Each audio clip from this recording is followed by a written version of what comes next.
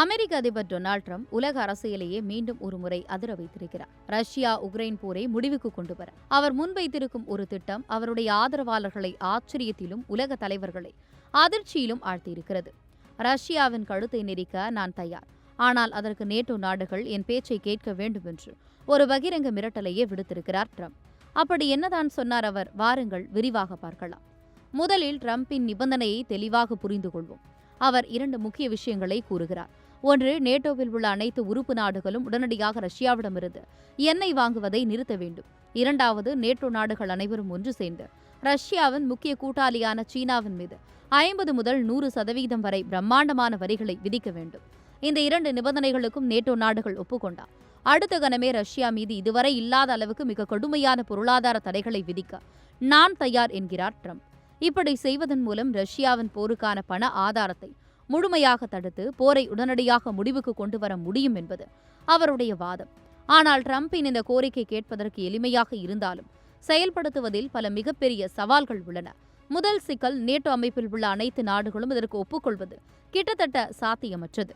உதாரணமாக, நேட்டோவிலிருந்தும் ஐரோப்பிய ஒன்றியத்தில் இல்லாத துருக்கி ரஷ்யா எண்ணெயை அதிக அளவில் நம்பியிருக்கிறது. அதேபோல ஹங்கேரி, ஸ்லோவாக்கியா போன்ற நாடுகளும் ரஷ்யாவின் எரிசக்திக்கு அடிமையாக இருக்கின்றன.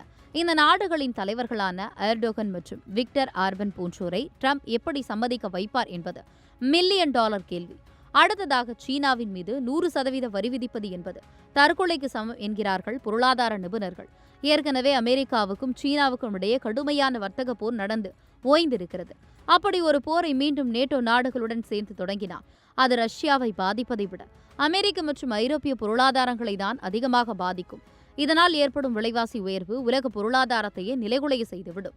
ஐரோப்பிய ஒன்றியத்தின் தலைவர் உர்சுலா வான் டெர் லேயன், எங்கள் தடைகளை எங்கள் எல்லைக்குள் தான், மற்ற நாடுகளை கட்டுப்படுத்தாது என்று ஏற்கனவே சூசகமாக தெரிவித்துவிட்டார். இது டிரம்பின் கோரிக்கைக்கு நேர் எதிரானது. இன்னொரு புறம், டிரம்பின் இந்த மிரட்டலை பலரும் சந்தேக கண்ணோடுதான் பார்க்கிறார்கள். ஏனென்றால் இதற்கு முன்பும் பலமுறை ரஷ்யாவை மிரட்டிய டிரம்ப் சொன்னபடி எதையும் செய்யவில்லை என்று குற்றச்சாட்டு அவர் மீது இருக்கிறது. சமீபத்தில் எடுக்கப்பட்ட ஒரு கருத்து கணிப்பில் கூட ரஷ்யா உக்ரைன் போரை டிரம்ப் கையாளும் விதம் மீது பெரும்பாலான அமெரிக்கர்களுக்கே நம்பிக்கை இல்லை என்று தெரியவந்துள்ளது. இந்த பரபரப்பான சூழலுக்கு நடுவே சமீபத்தில் போலாந்தின் வான்பரப்பில் ரஷ்யா ட்ரோன்கள் நுழைந்ததால் நேட்டோ தனது கிழக்கு எல்லையில் ஆபரேஷன் சென்ட்ரி என்ற புதிய பாதுகாப்பு நடவடிக்கையை தொடங்கியுள்ளது. இப்படி ஏற்கனவே பதற்றம் அதிகரித்துள்ள நிலையில் டிரம்பின் இந்த அறிவிப்பு மேலும் நெருக்கடியை உருவாக்கியுள்ளது. ஆக, டொனால்டு டிரம்பின் இந்த அதிரடி திட்டம் ரஷ்யாவின் போரை நிறுத்துமா அல்லது நேட்டோ கூட்டணிகளுக்குள் பிளவை ஏற்படுத்தி உலக பொருளாதாரத்தில் புதிய சிக்கல்களை உருவாக்குமா?